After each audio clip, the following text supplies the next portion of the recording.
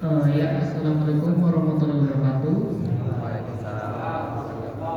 Perkenalkan, nama saya Rifki Muarif Latrafi dari kelas 21C.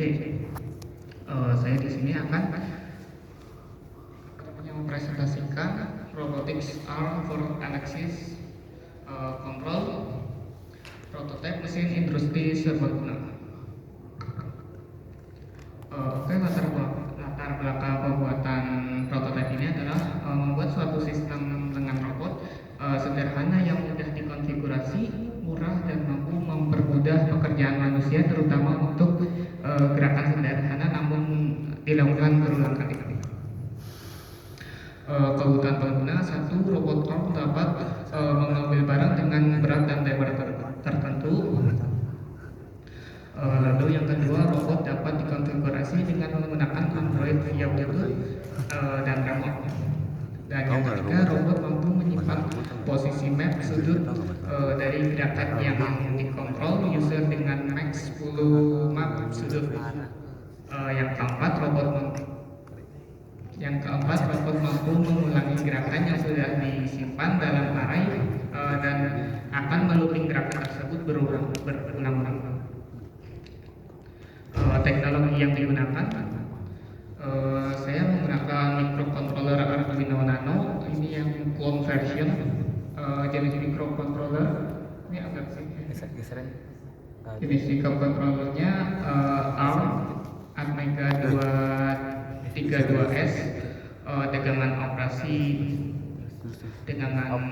5 volt, tegangan disarankan 7 sampai 12, batas tegangan 8 sampai 20, pin input output 14, pin PWM-nya 8, pin input analognya 8, arus per pinnya 4 miliampere, memori flash 32 KB untuk bootloader, SRAM-nya 2 KB, EEPROM-nya 1 KB, clock speed 16 MHz, panjang lebar dan berat tertera. Next. Ini untuk pin input outputnya. Next. Nah, ini untuk skema rancangan kasarnya.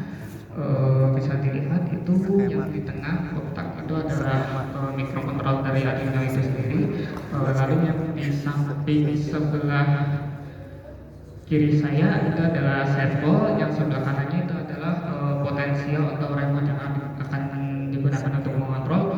Lalu yang di bawah itu ada 2 buah button dan resistor 10K. Nah, ini skema di fungsinya, yaitu pada gambar seperti ini. Namun pada implementasi yang saya gunakan itu modul Bluetooth dan layar LCD, sementara tidak bisa saya gunakan. Oke, next.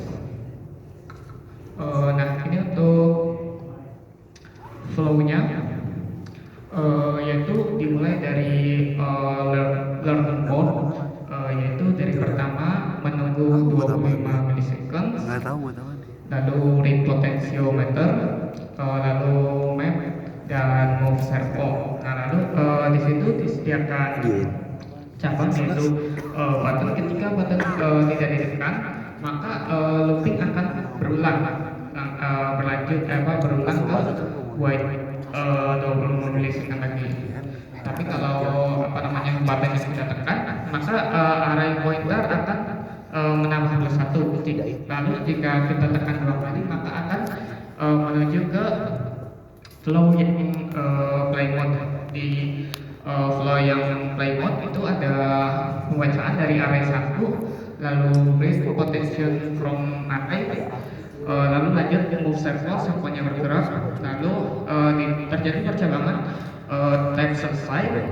Jika step selesai, maka dia akan mengulangi yang tadi saya sudah jelaskan, yaitu akan melooping berulang-ulang.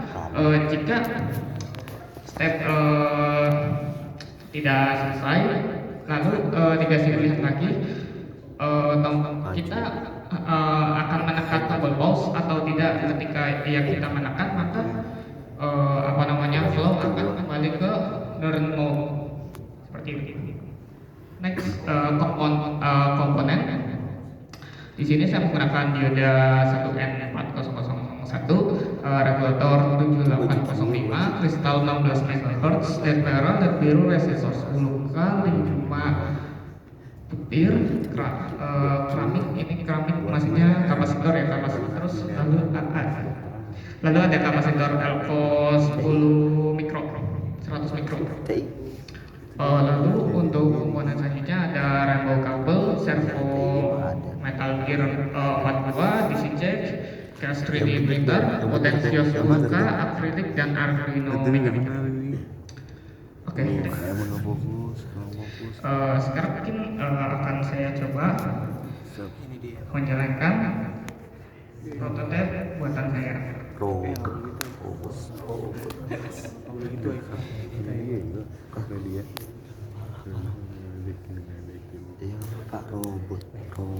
Oke, dalam pengembangannya itu sebenarnya algoritmanya itu nggak sesuai jalan yang tadi saya tampilkan. Ada sedikit error, yaitu pada Arduino Nano yang saya pakai karena itu versi clone version.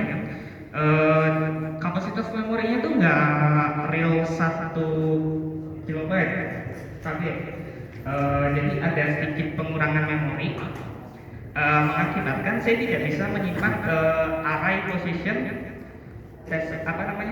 saya tidak bisa menyimpan array position sehingga tidak dapat dijalankan secara looping. Tapi di sini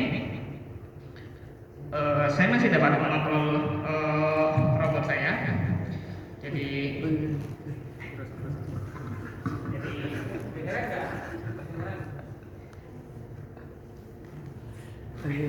masih dapat bergerak, masih bisa mengambil barang. Contoh di sini saya akan coba mengambil ini. Wih, kelas. Pasar. Ya, apa jadi? Ya, kurang lebihnya seperti itu. Ya, terima kasih. Iya. Taruh bawah ki. Taruh bawah ki. Taruh bawah ki. Hanan pegang mic-nya, Han. Pegang mic-nya kalau ngomong. Han, ngalangin. Han bisa. Han.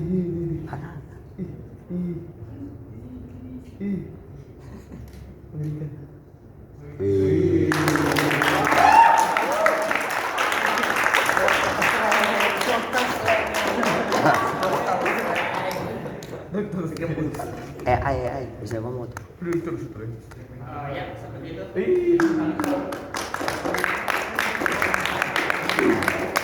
Ini dokter fokus.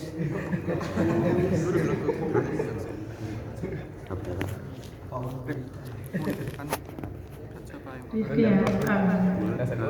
Ini pakai Arduino ya berarti?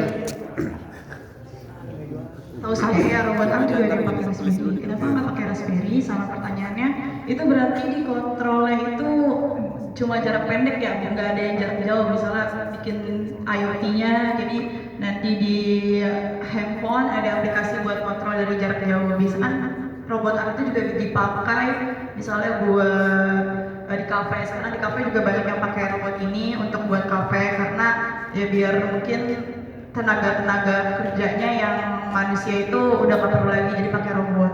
Nah, kenapa enggak? Apa ada pengembangan untuk bikin IoT-nya atau kontrol jarak jauhnya, dan kenapa pakai Arduino bukan pakai Raspberry gitu mungkin?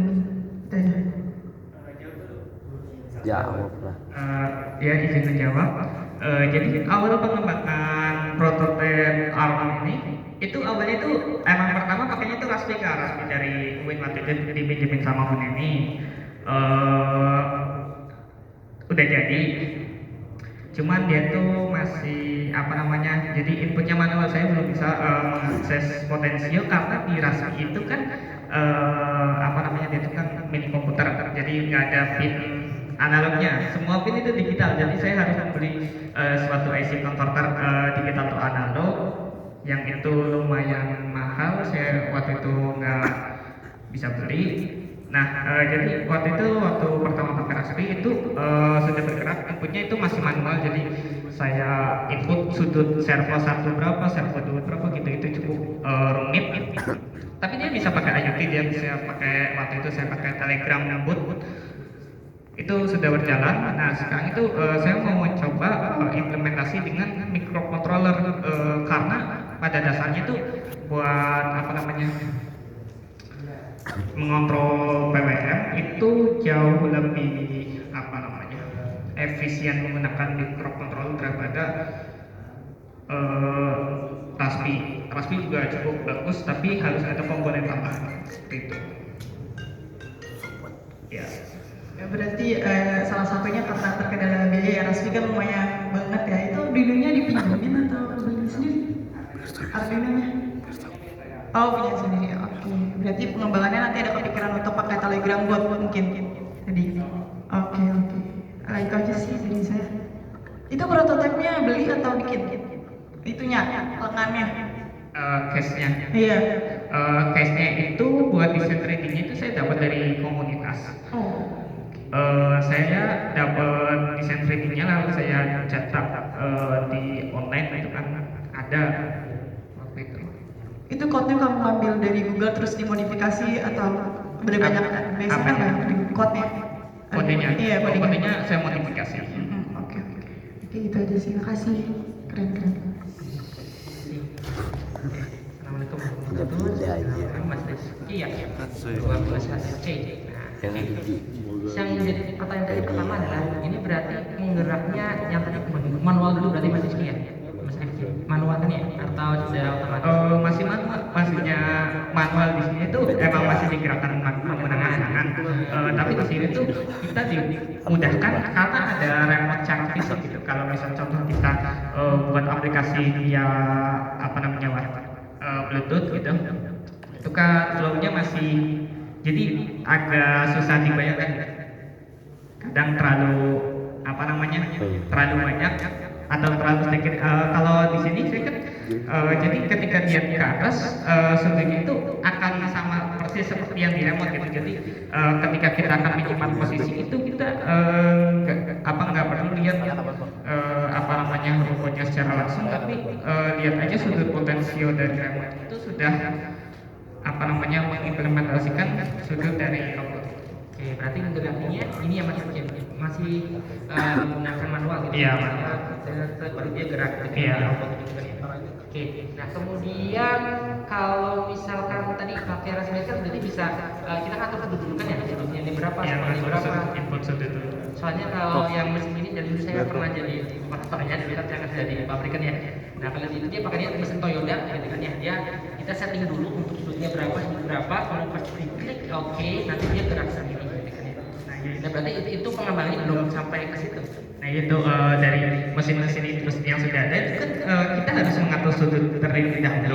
Nah implementasi dari sudut itu kan harus memiliki hitung-hitungan yang cukup matang. Jadi ketika dia lurus itu sudut X-nya berapa, Y-nya berapa, itu kan cukup rumit. Kalau misal waktu itu Bapak ada remote seperti ini, pasti operatornya itu akan lebih sangat memudahkan.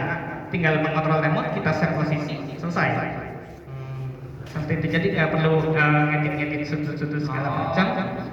Ini sudah itu jadi seperti. Oke, soalnya yang di pasaran di industri gitu kan ya. Kalau di industri saya juga pernah ini yang di packingnya apa namanya sudah sama pakai, kemudian untuk yang di juga pakai. Nah artinya kalau setting kan kalau di industri kan berarti pakainya yang tadi saya balik lagi namanya setting sudutnya ini ke sini gitu ya, balik oke, dan nanti dia secara otomatis. Kalau misalkan kayak gini baju terbalik ya. Makanya diterapkan di industri berarti harus ada orang standing Baju terbalik ya. untuk Mengoperasikan yang sudah saya jelaskan di algoritmanya.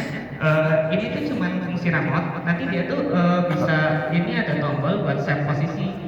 Nanti ketika posisi 1 gitu kan, satu dan posisi 2 dan seterusnya udah di save, tinggal di play, nanti akan melooping dari yang sudah kita tapi karena tadi error bisa nyimpan dua-duanya, makanya dia harus manual. Nanti untuk settingnya pakainya manual, nggak usah setting ke sudut gitu kan ya. Manual gini, nanti yang pakai ini pas udah oke klik save ya baru dia jalan secara otomatis gitu. Ini video berkapan nih? Sampai Tapi nyampe karena ada kendala yang tadi, sampai datang sini makanya begini. dia harus dilakukan secara manual. Baca PA. Nah, kemudian untuk yang ini ya tadi ya masalah apa namanya printer 3D kan sebenarnya Win udah datang tuh dapat kan ada yang di web. iya. Matiin bro. Perizinannya Kenapa? Perizinannya bisa apa itu mau nggak ikut ke sana kita lihat printing 3D. saya sudah matai. Udah baik deh. Udah matai. Tapi jadi Kenapa 3D printer yang bisa bisa susahnya perizinan 3D printer yang 3D printer itu mencetaknya itu lama sekali. Mungkin hanya satu batang segini aja, satu batang segini itu mungkin sekitaran 12 sampai 13 jam. Nah masalahnya di UIN itu nggak boleh ditinggal. Jadi kalau misal contoh punya 3D printer sendiri, saya nyetakkan satu-satu itu ditinggal gitu berapa jam gitu kan. Nah kalau ini nggak boleh ditinggal sama semuanya. Jadi pakainya yang ini saja, Jadi harus komunitas dia. Oke, kemudian ini lagi apa sih namanya? Tadi ini tinggal cara ini ya, cara menyimpannya. Kalau ininya pakainya apa?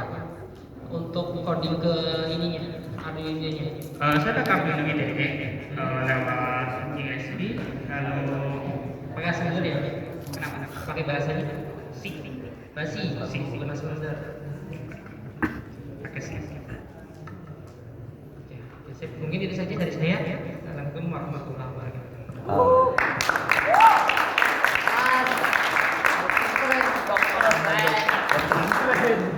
Kelas C.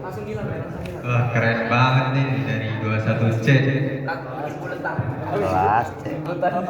Ini kita masuk ke peserta terakhir nih kayaknya nih. Dari 22D. Mana pastinya ada nih? Tangan dong. Nanti di video ini.